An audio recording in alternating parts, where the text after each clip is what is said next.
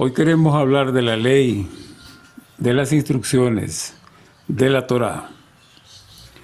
Yo sé que resulta difícil aceptar para todos aquellos hermanos y hermanas que han venido estudiando este libro y pertenecen a congregaciones donde se les ha enseñado que la ley de Moisés ya no está vigente y por lo tanto ni los Shabbat, que significan descanso, ni los días de fiesta que están plasmados en este libro se pueden celebrar.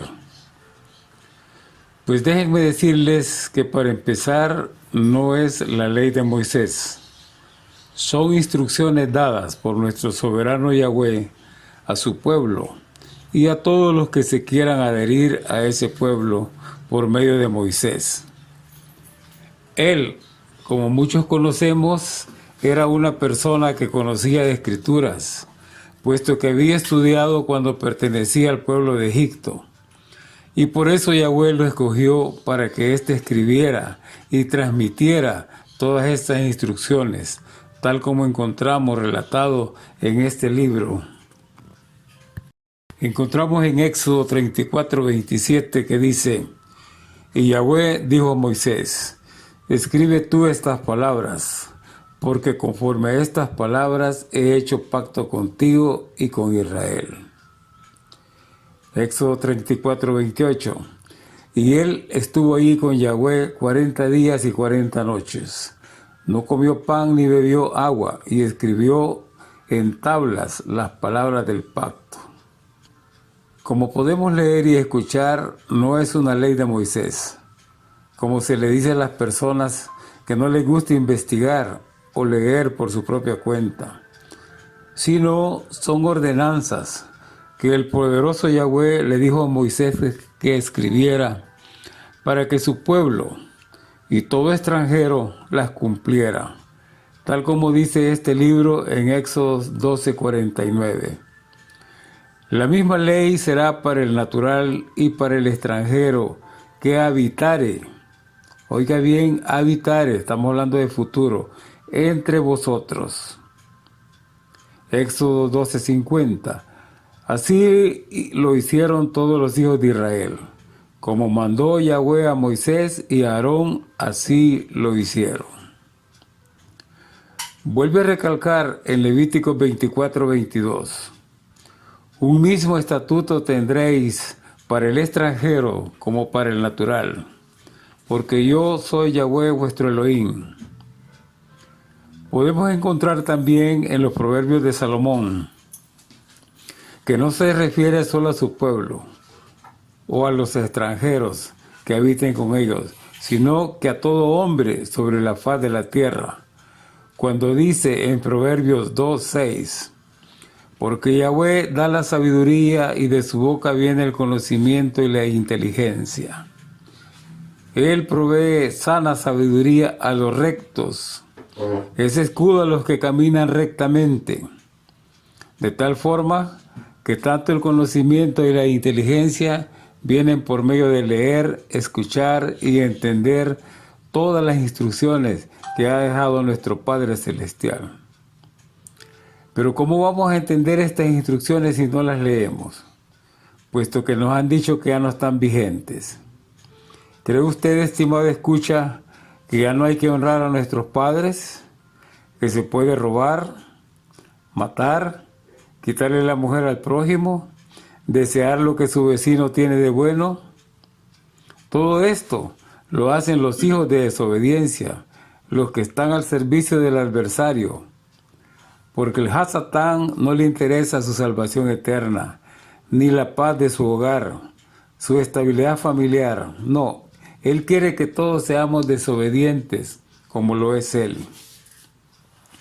Por eso ha metido en la cabeza de muchos dirigentes que les digan que estos estatutos, estas ordenanzas fueron abolidas cuando nuestro Mesías vino a morir por mí y por ustedes.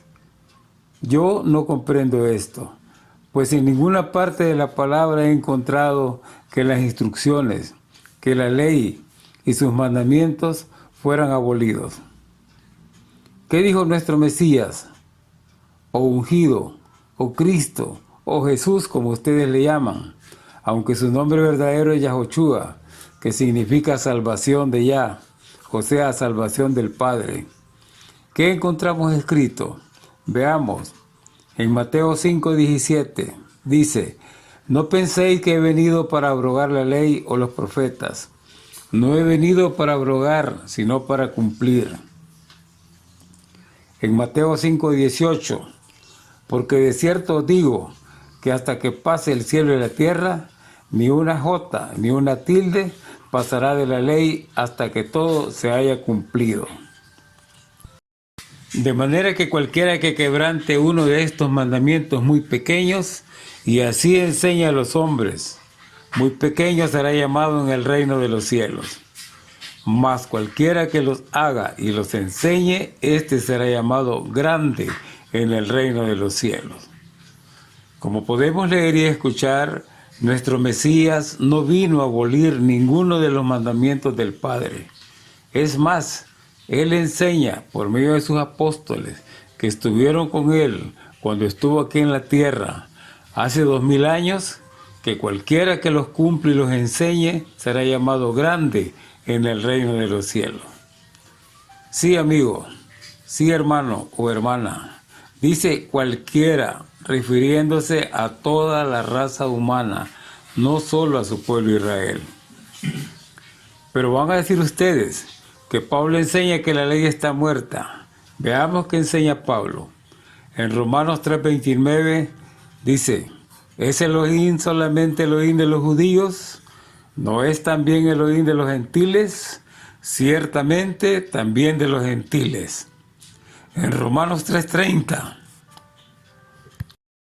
porque Elohim es uno, y Él justificará por la fe a los de la circuncisión, y por medio de la fe a los de la incircuncisión. Luego dice en Romanos 3:31, luego, ¿por la fe invalidamos la ley? En ninguna manera, sino que confirmamos la ley. Encontramos también parte de la filosofía de Pablo cuando dice en 1 Corintios 9:19, por lo cual, siendo libre de todos, me he hecho siervo de todos, para ganar a mayor número. Me he hecho a los judíos como judío, para ganar a los judíos, a los que están sujetos a la ley. Aunque yo no esté sujeto a la ley, dice, como sujeto a la ley para ganar a los que están sujetos a la ley. A los que están sin ley, como si yo estuviera sin ley, para ganar a los que están sin ley. Me he hecho débil a los débiles, para ganar a los débiles. A todos me he hecho de todo, para que de todos modos salve a algunos. Muchas veces, para hacer que algunas personas nos comprendan, nos tenemos que hacer como ellos. Por eso dice el dicho, para conocer a una persona hay que estar en sus zapatos. Pero todo esto que decía Pablo lo hacía para hacer comprender a algunos de la salvación que el Mesías nos vino a ofrecer. Él, en ninguna manera, estuvo fuera de la ley. Como podemos leer algunos versículos relacionados con esto.